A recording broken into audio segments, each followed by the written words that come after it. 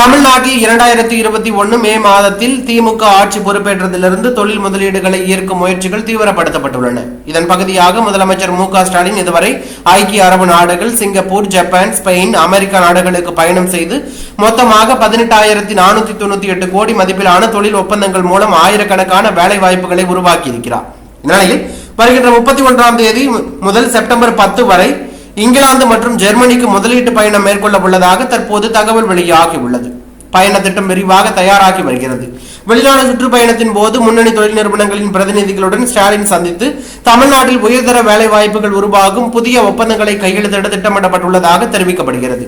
இங்கிலாந்து, ஜெர்மனியில் உள்ள முக்கிய முதலீட்டாளர்களை நேரில் சந்தித்து தமிழ்நாட்டில் தொழில் தொடங்க அழைப்பு விடுக்கவும் உள்ளார்.